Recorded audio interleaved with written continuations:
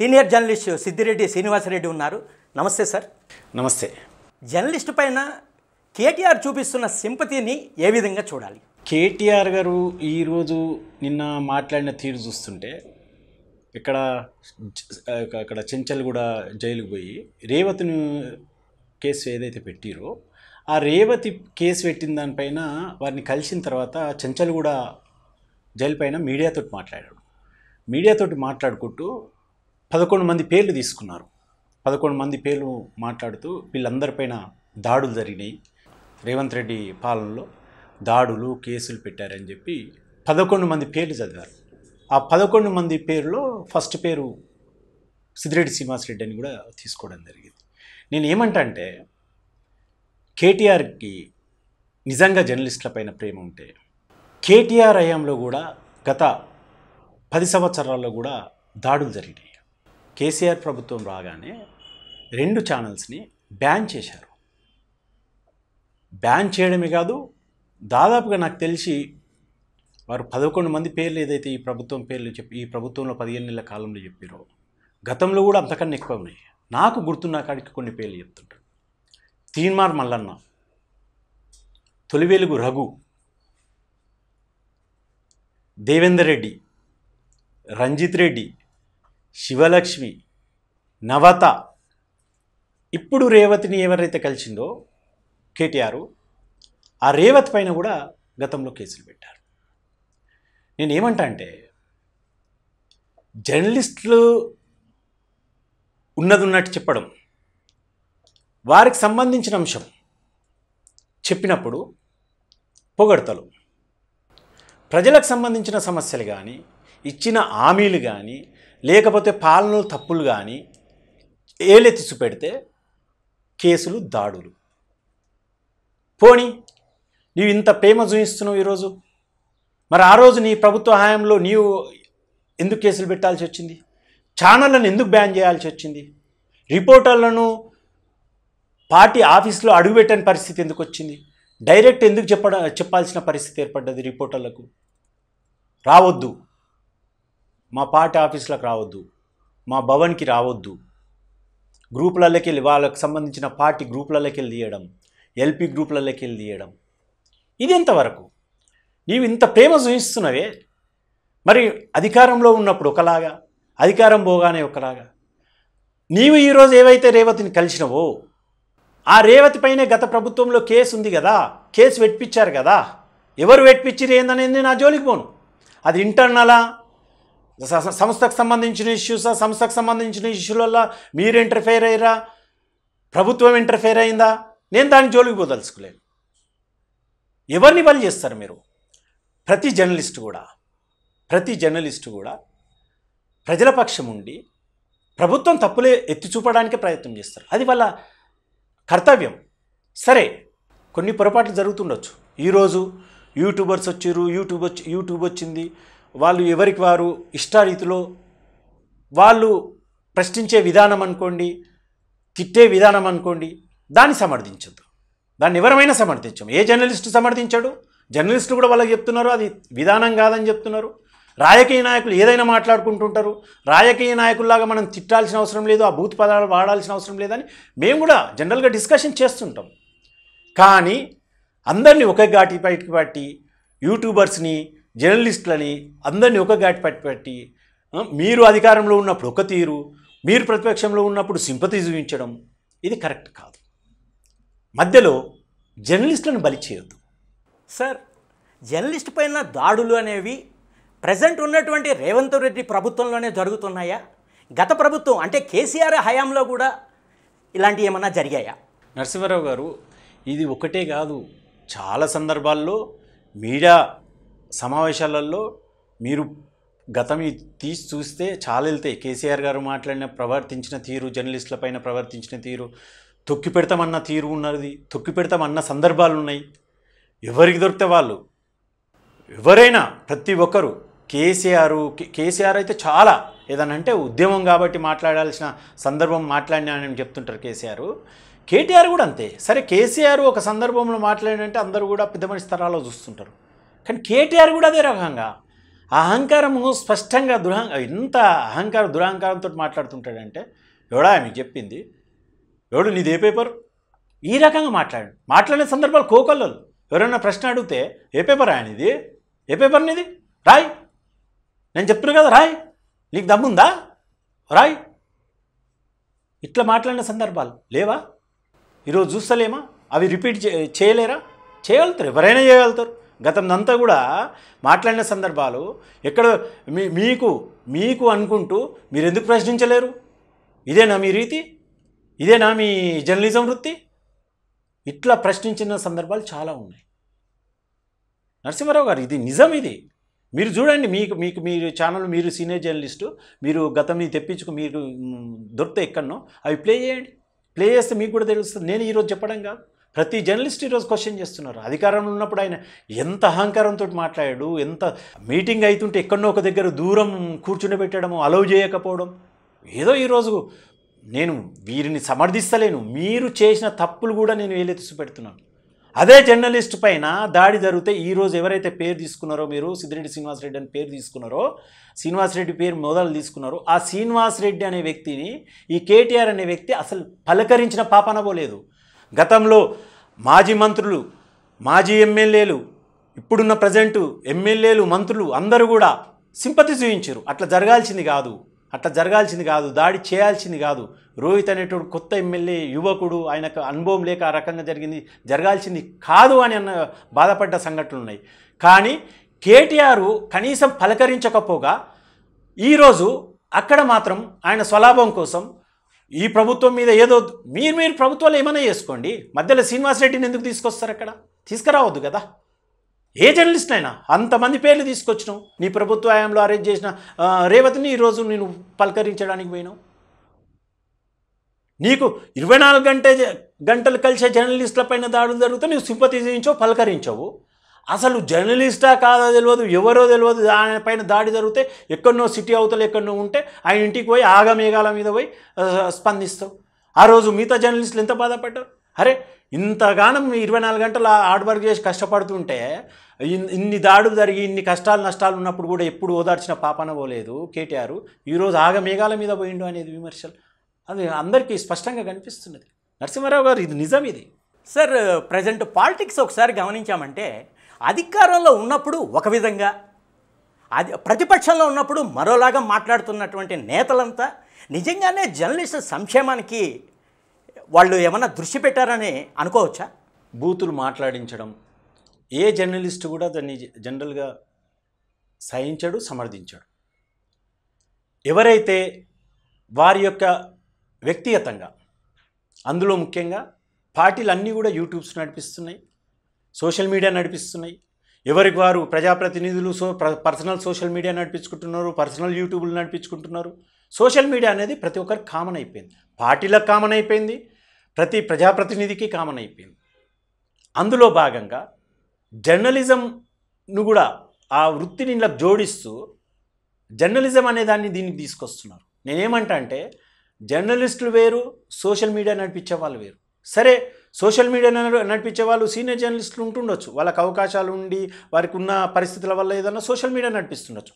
ఆ వృత్తి ఉన్న వాళ్ళు ఆ వృత్తిని ఎంచుకొని కొంత పీరియడ్ మెయిన్ స్ట్రీమ్లో ఉన్న వాళ్ళు నడిపించే వాళ్ళు ఒక పద్ధతి ప్రకారమే పోతున్నారు. కానీ ప్రతి పార్టీ కానీ ప్రతి వ్యక్తి నడిపించే సోషల్ మీడియా ఏదైతుందో అందులో ప్రముఖంగా నేనంటున్న విషయం కాదు, కేటీఆర్ నడుపుతున్న సోషల్ మీడియా దేశంలో ఎవరు నడపట్లేదు.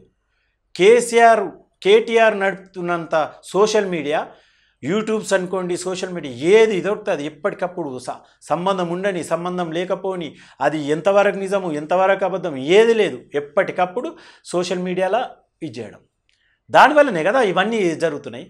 అవునండి, ఎవరన్నా సమస్య ఉన్నది, సమస్యలు నేను లేవంటలే, ఏ ప్రభుత్వంలో అయినా ఉంటాయి. నేను ఈ కాంగ్రెస్ ప్రభుత్వంలోనే ఉన్నాయంటలేను, గతంలో బీఆర్ఎస్ ప్రభుత్వంలో ఉన్నాయంటలేను, గతంలో దేశంలో కాంగ్రెస్ ప్రభుత్వంలో ఉన్నాయంటలేను, ఇప్పుడున్న బీజేపీ ప్రభుత్వంలోనే దేశంలో ఉన్నాయని అనట్లేదు. ప్రతి దాంట్లో సమస్యలు ఉండడం సహజం, దాన్ని లేవనెత్తడం సహజం, పబ్లిక్ కూడా ప్రశ్నించడం సహజం, దాన్ని ఏలెత్తి చూపెట్టడం, దాన్ని గొంతెత్తి చూపించడం, ఇదంతా కూడా జర్నలిజం వృత్తి. వాళ్ళు చేయాల్సిన బాధ్యత. కానీ నీవు చేస్తున్న సోషల్ మీడియా ఏంది? నిన్ను అంటుంటే గతంలో బాధపడ్డావు, నీ కుటుంబాన్ని అంటుంటే గతంలో బాధపడ్డావు, రేవంత్ రెడ్డి నీ కుటుంబం ఉన్నదన్నావు, ఈరోజు మళ్ళీ రేవంత్ రెడ్డి పైన నువ్వు చేస్తున్నావు. ఆ రోజు రేవంత్ రెడ్డి కుటుంబం ఉన్నదని నువ్వు, ఆయన కేటీఆర్ నీ కుటుంబం ఉన్నదని గతంలోనే జరిగినాయి ఇవన్నీ కూడా. మేమన్నీ ప్రతి ప్రెస్ మీట్ అటెండ్ అవుతాం, ప్రతి ఎక్కడ మీటింగ్స్ అయినా అటెండ్ అవుతుంటాం, ప్రతిదీ అబ్జర్వ్ చేస్తుంటాం, ప్రతిదీ వింటుంటాం, ప్రతిదీ మళ్ళీ మేము ప్రశ్నిస్తూనే ఉంటాం. మీరిద్దరు కూడా అనుకున్న సందర్భాలు ఉన్నాయి. రేవంత్ నీకు కుటుంబం ఉన్నదని నువ్వు ప్రశ్నించిన సందర్భం ఉంది, నువ్వు క్వశ్చన్ చేసిన సందర్భం ఉంది. రేవంత్ రెడ్డి కేటీఆర్ నీకు కూడా కుటుంబం ఉన్నది అన్న సందర్భం ఉన్నది. అదే మళ్ళీ ఇప్పటికి కూడా అది పోయి బూతులు ప్రతి కుటుంబానికి ఉంటుందండి. జర్నలిస్టులకు ఉంటుంది, మీకుంటుంది, క్వశ్చన్ చేసే ఆడ జర్నలిస్టుకు ఉంటుంది, మగ జర్నలిస్టుకు ఉంటుంది. నేను మగ అనేది ఎందుకు అంటున్నా అంటే, ఆడవాళ్ళు కొంత పద్ధతితోటి మాట్లాడాల్సిన అవసరం ఉంటుంది. నేను మగవాడిని సమర్థిస్తలేను. మగవాడు క్వశ్చన్ చేసినప్పుడు ఒకలా ఉంటుంది, అదే ఆడవాళ్ళు క్వశ్చన్ చేసినప్పుడు కొద్దిగా, అంటే మగవాళ్ళని క్వశ్చన్ చేస్తే మగవాళ్ళని తిట్టినా కొద్దిగా బాధ అనిపించదు. అదే ఆడవాళ్ళు మగవాళ్ళలాగా క్వశ్చన్ చేస్తే ఆడవాళ్ళని అనడానికి ఇబ్బంది పడాల్సి వస్తుంది, ఇబ్బందులు కూడా ఎదురవుతాయి. ఈరోజు నేను చూసినాను, ఈరోజు ఒక పార్టీ స్పోక్ పర్సన్ మాట్లాడుతూ బడ్జెట్ మీద మాట్లాడి కేంద్రం పైన అన్నది. నేను అది ఎందుకు తీసుకుంటున్నా అంటే ఎగ్జాంపుల్ చెప్తున్నా. ఒక లేడీ మాట్లాడింది. ఏం మాట్లాడింది అని అంటే, కిషన్ రెడ్డి ఎంటికలంతా, బండి సంజయ్ కొన్ని ఎంటికలంతా, ధర్మపురి అరవింద్ లేని ఎంటికలంతా. ఏం పదాలు! ఒక మహిళ అయి ఉండి, మహిళా స్పోక్ పర్సన్, ఒక జాతీయ పార్టీ, ఆమె ఈ రకంగా మాట్లాడొచ్చా? దీనిపైన వేరే వాళ్ళు ఈమె మాట్లాడింది, వేరే వాళ్ళు మాట్లాడతారు. అప్పుడు ఏమవుతుంది? మళ్ళా మహిళ అనేది చూడకుండా మహిళను కించపరిచారు. ఎవరు స్టార్ట్ చేశారు? ఎవరైనా సరే ఆ పార్టీలో మహిళనే మాట్లాడుతుండొచ్చు. మహిళలు మన భారతదేశంలో మహిళలను గౌరవిస్తారు, అది మన భారతీయ సంస్కృతిలో భాగం. కానీ మహిళ ఈ రకంగా జెంట్స్ ఎన్నన్నా మాట్లాడుకుంటారు, ఎన్నన్నా చేస్తారు. మహిళ క్వశ్చన్ చేయొద్దంటలేను, నేను మహిళ రాజకీయంగా ఉండొద్దంటలేను, కానీ ఒక పద్ధతితోటి మాట్లాడాల్సిన అవసరం ఉంటుంది. నరసింహారావు గారు, నేను ఈ విషయం చెప్పదలుచుకున్నాను. ఎవరైనా సరే రాజకీయ పార్టీలు, జర్నలిస్టులు బూతు పదాలని ఎంకరేజ్ చేయకుండా అటు రాజకీయ పార్టీలోని వ్యక్తులు, ఇటు జర్నలిస్టులు కూడా ఉండాల్సిన అవసరం ఉంది. జర్నలిస్టులు ఈ సమాజంలో 4వ స్తంభంగా అంటుంటారు. మరి కొంతమంది విలేకరులు లేకపోతే జర్నలిజం ముసుగులో ఉన్నటువంటి వ్యక్తులు బూతులు మాట్లాడటం ఎంతవరకు కరెక్టు? నిజంగా అది మాట్లాడచ్చా? నేను ఇంతకుముందే చెప్పాను నరసింహారావు గారు, ఏమంటే ఈ బూతు పదాలు అనేది టోటల్గా అందరూ ఎవరైనా సరే, యూట్యూబర్స్ అనుకోండి, జర్నలిజం ఫీల్డ్ ఉన్న సీనియర్ జర్నలిస్టులు అనుకోండి, అటు రాజకీయ నాయకులు అనుకోండి, ఈ పదాలు కొద్దిగా తీసుకోకుంటే బాగుంటుంది. మనం అసెంబ్లీలో చూస్తుంటాం, గతంలో చాలామంది, అంటే నాకున్న నాలెడ్జ్ ప్రకారం, నేను కొద్దిగా నాకు అగ్రికల్చర్, వ్యవసాయం అంటే ఎంత పిచ్చో, జర్నలిజం అంటే ఎంత పిచ్చో, తర్వాత పొలిటికల్ కూడా నాకు మొదటి నుంచి ఉన్న పిచ్చి. సమాజంలో ఉన్న సమస్యలపైన రెస్పాండ్ అంటే దానిపైన స్పందించడం కూడా నాకు కొద్దిగా ఎక్కువే. అందుకోసం నేను గతంలో పోరాటాలు కూడా చేసిన. ఆ పోరాటాలు, ఉద్యమాలు కూడా ఎందుకనంటే దీనిలో భాగం. అంటే నేను అసెంబ్లీ ప్రతిసారి ఎప్పుడు సెషన్ అయినా, నేను మొదటి నుంచి కూడా అసెంబ్లీ ఎప్పుడైనా అవుతుందంటే, సెషన్స్ అవుతున్నప్పుడు నేను టీవీ ముందటికి వెళ్ళి కదలకపోయేవాడిని. టీవీ ముందట కూర్చొని కూడా, అంటే టీవీలో వచ్చిన తర్వాత, టీవీ లైవ్లో వచ్చిన తర్వాత అంతకుముందు పేపర్లు చూసేవాడిని, అంటే పాయింట్ టు పాయింట్ చూసేవాడిని. గతంలో చిన్నమనేని రాజేశ్వరరావు లాంటి వాళ్ళు, విద్యాసాగర్జీ లాంటి వాళ్ళు, రోషయ్య గారు లాంటి వాళ్ళు, ఎవరు చూసుకున్నా, ఇప్పుడు వైఎస్ చూసుకున్నా, కొంతమంది చంద్రబాబు నాయుడు ఇట్లాంటి కొంత చూసుకున్నా సరే, కొంత వీళ్ళ పీరియడ్ వచ్చే వరకు కొంత దూకుడు స్వభావం పెరిగింది, నేను కాదనను, పెరిగింది. వీళ్ళ పీరియడ్ నుంచి, చంద్రబాబు వైఎస్ఆర్ పీరియడ్ నుంచి కొంచెం దూకుడు పెరిగిందని అనుకోవచ్చు. అయితే విమర్శలు కూడా అసెంబ్లీలో చూస్తుంటే, ఆ విమర్శలు కూడా మంచి విమర్శనాత్మకంగా కానీ వినేటందుకు కూడా ఇదిగా ఉంటుండే, అంత చలోక్తులుగా ఆ విమర్శలు కూడా చలోక్తులుగా ఉంటుండే. ఆ చలోక్తులు కూడా ప్రతిపక్షాలు కానీ, ఇటు అధికార పక్షం కానీ, అటు విపక్షాలు కానీ నవ్వుకుంటూనే స్వీకరించేది. వాళ్ళు నవ్వుకుంటూనే స్వీకరించి, నవ్వుకుంటూనే ఒకరికొకరు చలోక్తులు విసురుకుంటుంటే ఆ జనరల్గా ఆ పబ్లిక్ కూడా అందులోనే అర్థమయ్యేది.